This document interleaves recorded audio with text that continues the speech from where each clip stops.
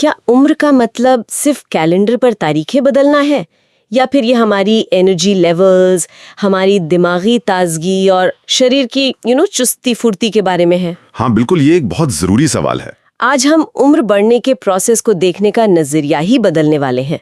बात सिर्फ गुजरते सालों की नहीं है। नहीं, बात है कि हमारा शरीर खुद को कितनी अच्छी तरह से ठीक रिपेयर और मेंटेन कर पाता है, उसकी क्षमता की बात है। हाँ, और ये जानकारी कई रिसर्च स्टडीज और शरद मिश्रा, जो एक होलिस्टिक और मेटाबॉलिक हेल्थ एजुकेटर हैं, हाँ, जो पूरे शरीर के स्वास्थ्य और उसके एनर्जी मेटाबॉलिज्म पर फोकस करते हैं, उनके विश्लेषण पर आधारित है।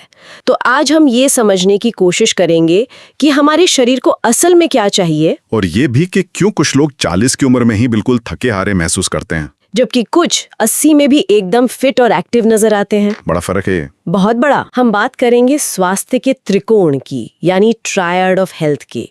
तो चलिए इसे खोलते हैं, समझते हैं। बिल्कुल।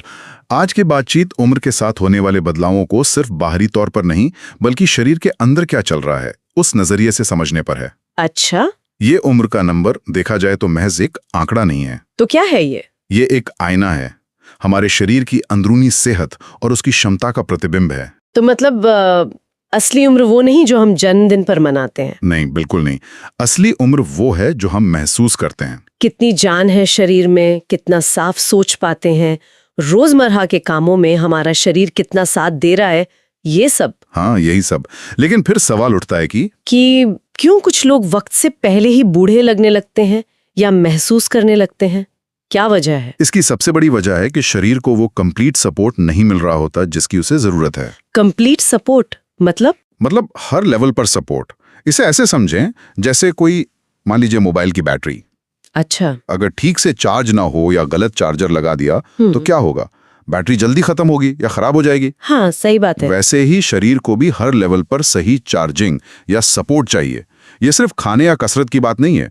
तो फिर किस चीज की बात है? ये 3 मुख्य क्षेत्र, रासायनिक, संरचनात्मक और भावनात्मक, इनमें संतुलन की बात है, बैलेंस की। अच्छा, ये 3 क्षेत्र, केमिकल, स्ट्रक्चरल और इमोशनल। और आपने वो गाड़ी वाला उदाहरण भी दिया था ना? हाँ बिल्कुल, वो भी फिट बैठता है। अगर गाड़ी की सर्विसिंग टाइम पर ना हो, गलत तेल डाल दिया, फिल्टर साफ नहीं है, तो वो जल्दी जवाब दे देगी, ब्रेक डाउन हो जाएगा। बिल्कुल वही बात। हमारा शरीर भी एक, आप कह सकते हैं, जटिल मशीन की तरह है।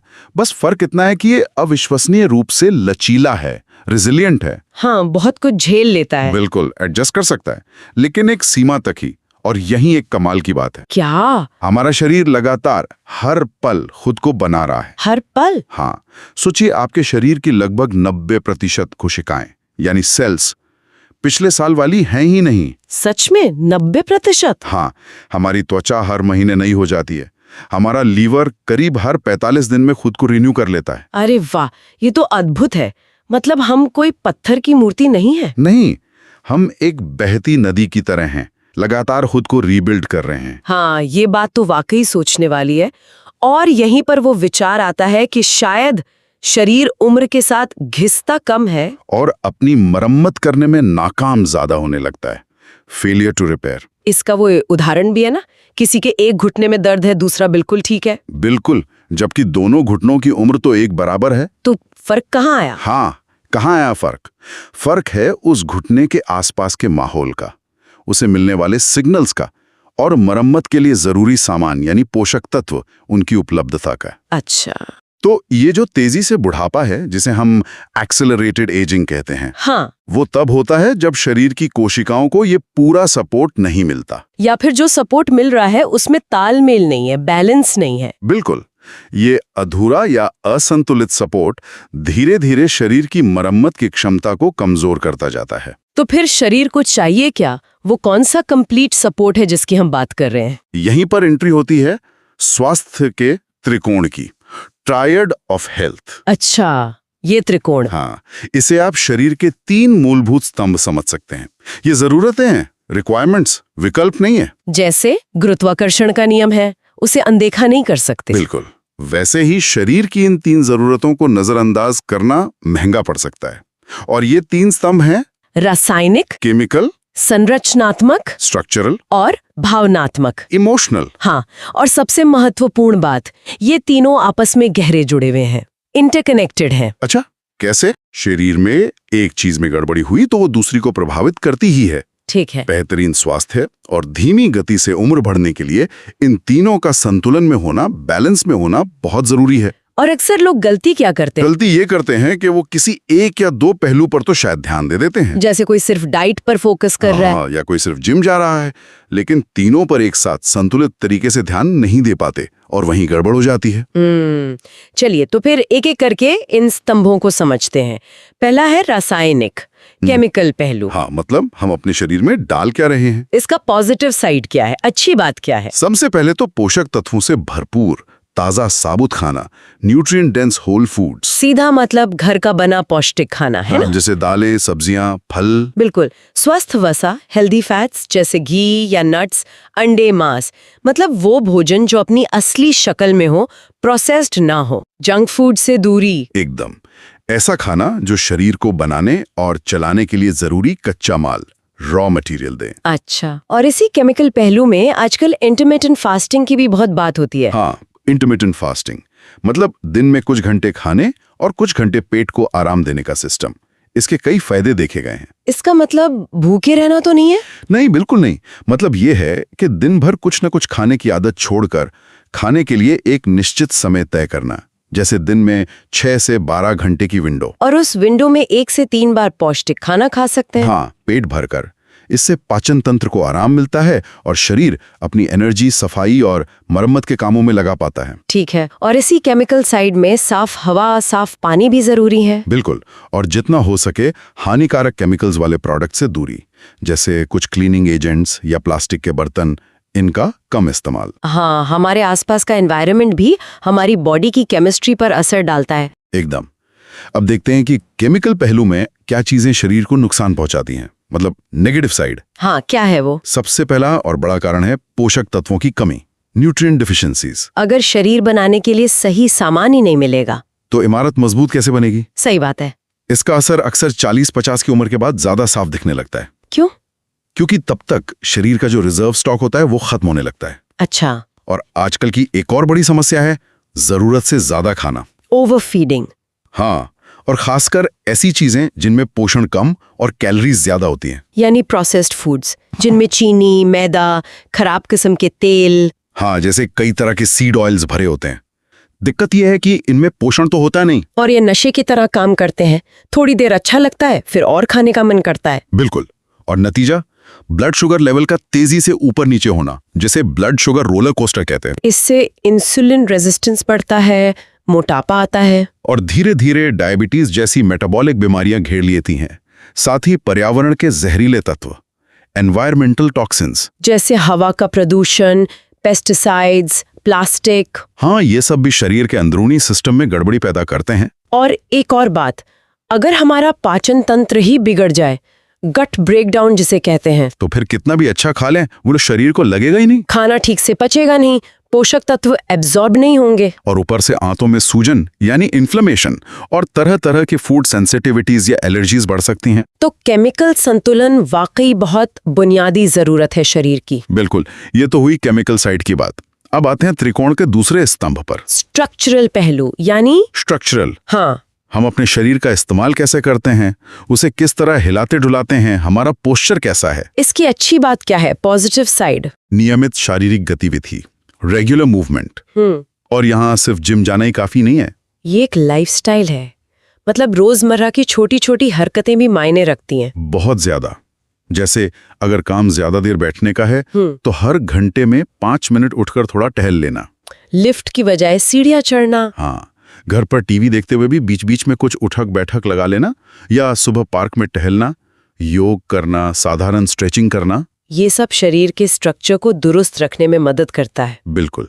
और इन रोजमर्रा की हरकतों के साथ हफ्ते में कम से कम 3 बार, लगभग 30 मिनट के लिए थोड़ी स्ट्रक्चर्ड एक्सरसाइज। हाँ, इसमें कुछ वजन उठाने वाली कसरत हो सकती है, मतलब वेट बेयरिंग या रेजिस्टेंस ट्रेनिंग, जिससे मांसपेशियां मजबूत हों, और कुछ कार्डियो, जिससे दिल की धड़कन तेज हो। और इसमें वैरायटी भी जरूरी है। हाँ, विविधता, वैरायटी बहुत जरूरी है। अगर हम अलग अलग तरह से अपने शरीर को हिलाते डुलाते हैं तो न सिर्फ शरीर लचीला बनता है बल्कि हमारा दिमाग भी तेज होता है। बिल्कुल। रोज एक ही तरह की कसरत करने से बेहतर है कि हम बदलते रहें और एक दिलचस्प बात बताऊं, हाँ बताइए। हमारे दिमाग को मिलने वाले लगभग 90% सिग्नल्स मूवमेंट से ही आते हैं, खासकर हमारी रीढ़ की हड्डी यानी स्पाइन से। अच्छा, 90% सिग्नल्स मूवमेंट से। हाँ, इसलिए स्पाइन का लचीलापन, उसका सही अलाइनमेंट और मजबूती दिमाग के स्वास्थ्य के लिए बहुत जरूरी है। योग, पिलाटेस जैसी चीजें इसीलिए फायदेमंद है। बेहतरीन है स्पाइनल हेल्थ के लिए। कुछ स्टडीज ये भी बताती हैं कि कायरोप्रैक्टिक देखभाल जैसी तकनीकें जो रीढ़ की हड्डी के जोड़ों में सही मूवमेंट बनाए रखने पर फोकस करती हैं, हाँ, वो दिमाग को, खासकर उसके अगले हिस्से यानी फ्रंटल लोब को स्टिमुलेट करने में मदद कर सकती हैं, क्योंकि ये मूवमेंट दिमाग तक जाने वाले सिग्नल्स की क्वालिटी सुधारते हैं। वाओ, तो मूवमेंट दिमाग के लिए एक तरह की खुराक है। अब देखते हैं कि स्ट्रक्चरल पहलू में नुकसान क्या करता है, नेगेटिव साइड। सबसे बड़ा दुश्मन तो है दिन भर एक ही जगह बैठे रहना, सेडेंटरी लाइफस्टाइल। इससे हमारी रीढ़ की हड्डी के नेचुरल कर्व्स बिगड़ने लगते हैं। हाँ, खासकर गर्दन और कमर के हिस्से में, और साथ ही खराब पोस्चर में बैठना या खड़े होना। पुअर पोस्चर, आजकल मोबाइल और कंप्यूटर के कारण वो टेक नेक वाली समस्या बहुत आम हो गई है। सिर आगे झुका रहता है। बिल्कुल, और ये सिर्फ गर्दन और कंधों में दर्द ही नहीं देता, बल्कि दिमाग तक जाने वाले सिग्नल्स को भी बाधित कर सकता है। और एक ही तरह की हरकत को बार बार दोहराना, रिपेटिटिव मोशंस, वो भी शरीर के लिए ठीक नहीं है, चाहे वो काम की वजह से हो या किसी खास तरह की कसरत की वजह से। इससे कुछ हिस्सों पर जरूरत से ज्यादा जोर पड़ता है और बाकी इस्तेमाल में नहीं आ पाते। हाँ, और यहाँ यूज इट और लूज इट का सिद्धांत लागू होता है। जिस हिस्से या क्षमता का हम इस्तेमाल नहीं करेंगे, वो धीरे धीरे कमजोर पड़ने लगेगा। और चोट लगने के बाद, इंजरी के बाद, हाँ, अगर चोट के बाद हम दर्द या डर की वजह से उस अंग को हिलाना डुलाना बहुत कम कर दें, तो भले ही चोट ठीक हो जाए, दिमाग में वो पैटर्न बैठ सकता है। हाँ, दिमाग को लगातार गलत सिग्नल मिलते रहते हैं, जो लंबे समय में शरीर के फंक्शन और दर्द की अनुभूति को प्रभावित कर सकता है। ठीक है, तो केमिकल और स्ट्रक्चरल पहलू समझ आ गए। अब आते हैं त्रिकोण के तीसरे स्तंभ पर, इमोशनल पहलू। इमोशनल, ये शायद सबसे ज्यादा नजरअंदाज होता है। हाँ, अक्सर होता है। हमारी मानसिक और भावनात्मक स्थिति कैसी है, ये बहुत मायने रखता है। इसके पॉजिटिव साइड क्या है? बताइए। सबसे ऊपर आता है जीवन में एक मकसद का होना, पर्पस। ये महसूस करना कि आप जो कर रहे हैं उसका कोई अर्थ है। ये कुछ भी हो सकता है, परिवार की देखभाल, अपना काम। हाँ, समाज में योगदान देना, कोई क्रिएटिव काम करना, किसी अच्छे कॉज के लिए वॉलंटियर करना। एक दिशा का एहसास होना जरूरी है। और आजकल अकेलापन बहुत बढ़ रहा है, तो सोशल कनेक्शंस भी जरूरी होंगे। बहुत ज्यादा। सोशल कनेक्शंस, दोस्त, परिवार, अपने समुदाय से जुड़े रहना। कभी दोस्तों के साथ चाय पर गपशप कर लेना भी एक तरह की इमोशनल थेरेपी है। बिल्कुल है। इसके अलावा प्रकृति में समय बिताना, टाइम इन नेचर, पार्क में घूमना, पेड़ पौधों को देखना, ये मन को शांत करता है। और तनाव कम करने के लिए स्ट्रेस मैनेजमेंट, ध्यान यानी मेडिटेशन, प्रार्थना यानी प्रेइंग, या गहरी और धीमी सांस लेने के व्यायाम, ब्रीदिंग एक्सरसाइजेस जैसे प्राणायाम, ये हमारे नर्वस सिस्टम को शांत करते हैं। और अच्छी गहरी नींद, क्वालिटी स्लीप, वो तो शायद सबसे जरूरी हैं इमोशनल और मेंटल रिचार्ज के लिए। और दिन में थोड़ा वक्त खुद के साथ बिताना, शांत बैठकर सोचना, रिफ्लेक्शन टाइम। हाँ, और जीवन में खुशी, जॉय, कृतज्ञता यानी अप्रिसिएशन, क्रिएटिविटी और प्ले, खेलकूद के लिए भी समय निकालना। बिल्कुल, ये सब हमारी इमोशनल बैटरी को चार्ज रखते हैं। अब बात करते हैं उन भावनात्मक चीजों की जो हमारी सेहत को नुकसान पहुंचाती हैं, नेगेटिव साइड। हाँ, इसमें सबसे बड़ा विलन कौन है? लगातार बना रहने वाला तनाव, क्रॉनिक स्ट्रेस, चाहे वो काम का दबाव हो, पैसों की चिंता हो या रिश्तों में तनाव।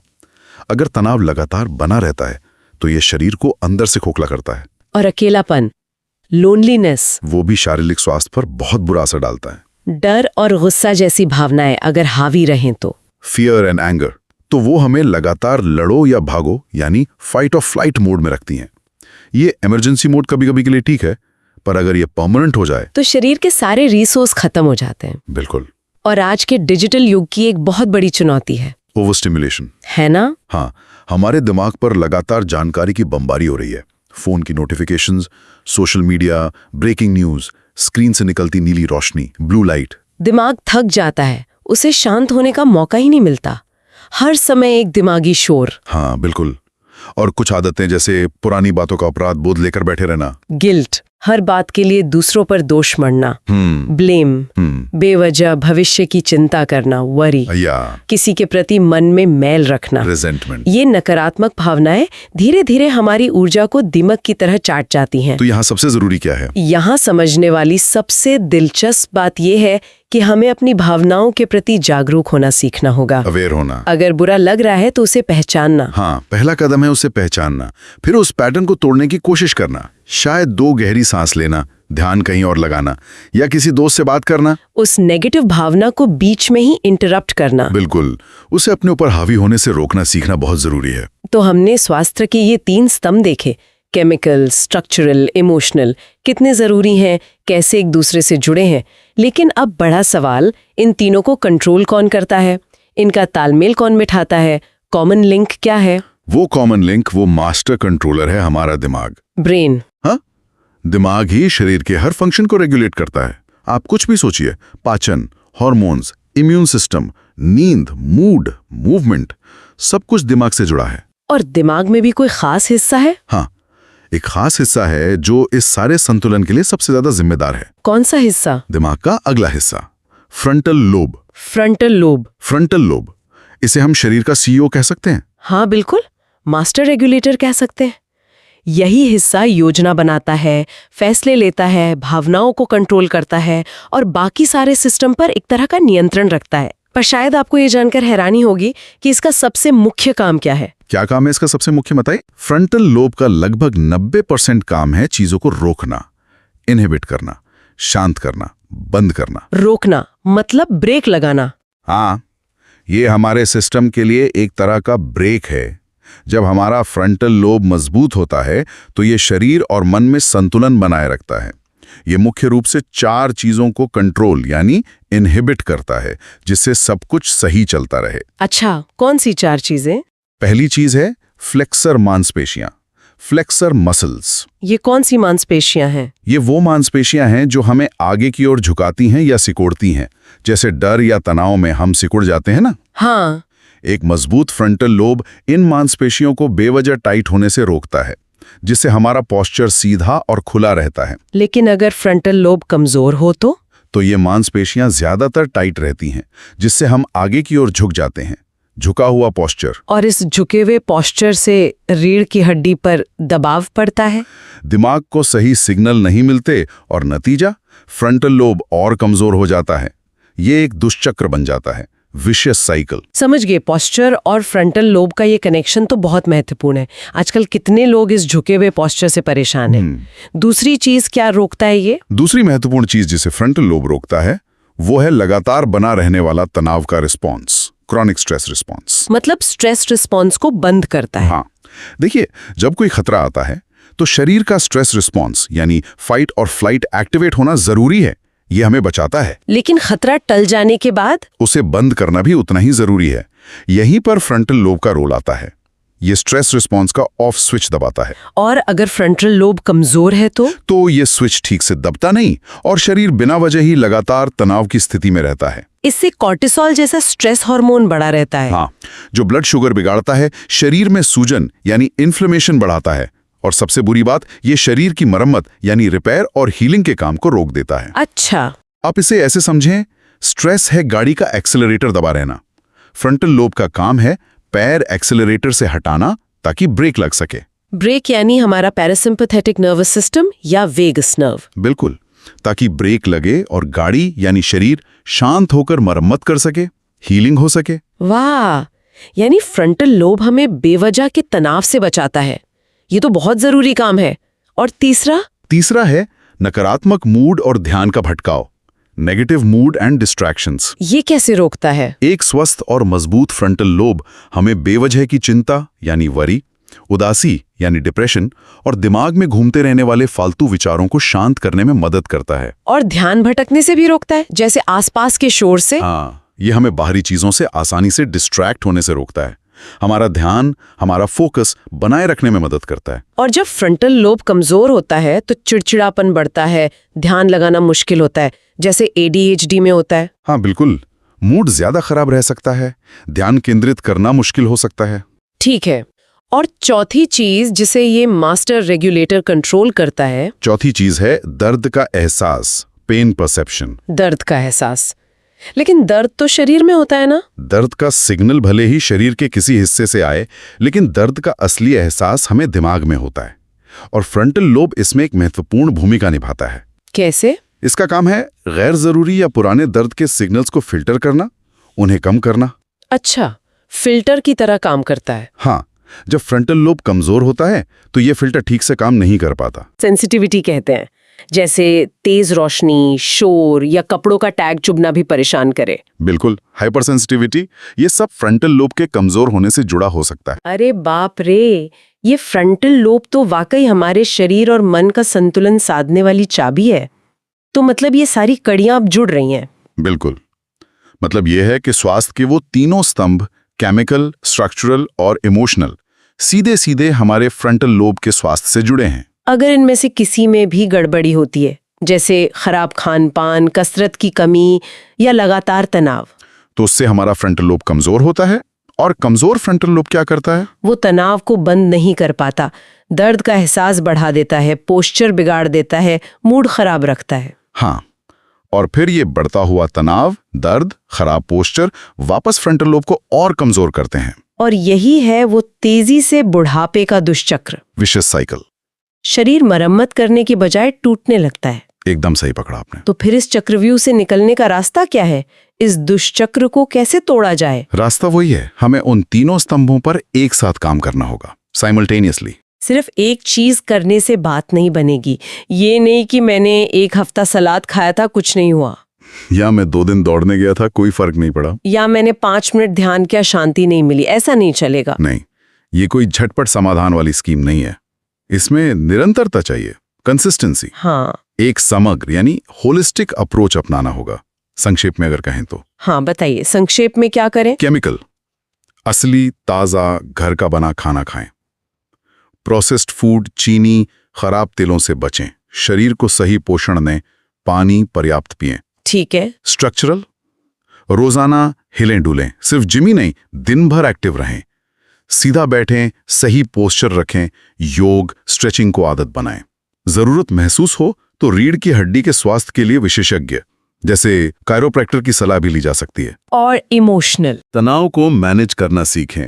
ध्यान, प्राणायाम, प्रकृति में समय बिताएं, दोस्तों परिवार से मिलें जुलें। रात को 7-8 घंटे की अच्छी नींद लें। अपनी नकारात्मक भावनाओं के प्रति सजग हों और उन्हें सकारात्मकता से बदलने का अभ्यास करें। और जब हम इन तीनों पहलुओं पर एक साथ लगातार कंसिस्टेंसीज की कुछ समय तक ध्यान देते हैं, तभी हमारे शरीर और दिमाग को वो सही माहौल मिलता है जिसमें वो खुद को ठीक कर सके, मरम्मत कर सके और सही मायने में जवान बना रह सके। तभी वो दुष्चक्र टूटता है और हम बेहतर स्वास्थ्य की ओर बढ़ते हैं। एकदम सही कहा, कंसिस्टेंट और बैलेंस्ड प्रयास ही कुंजी है। तो आज हमने समझा कि बेहतर तरीके से उम्र बढ़ना, ज्यादा ऊर्जावान और स्वस्थ रहना बिल्कुल संभव है। हाँ, उम्र सिर्फ एक नंबर है, असली खेल है हमारे शरीर की खुद को मरम्मत करने की क्षमता का। और इसके लिए हमें अपने शरीर को सही केमिकल, स्ट्रक्चरल और इमोशनल सपोर्ट देना होगा। और इसमें हमारे दिमाग, खासकर हमारे फ्रंटल लोब का स्वस्थ और मजबूत रहना केंद्रीय भूमिका निभाता है। बिल्कुल। और जाते जाते एक सवाल सभी के सोचने के लिए छोड़ जाते हैं। हाँ जरूर। जरा सोचिए, अगर हम अपनी रोजमर्रा की जिंदगी में आज से ही इन 3 पहलुओं, अपने खान पान, अपनी शारीरिक गतिविधि और अपनी मानसिक शांति का थोड़ा सा भी ध्यान रखना शुरू कर दें तो आने वाले कुछ ही महीनों या सालों में हमारे स्वास्थ्य, हमारी ऊर्जा और हमारे जीवन की गुणवत्ता में कितना बड़ा और सकारात्मक बदलाव आ सकता है। ये सोचने वाली बात है।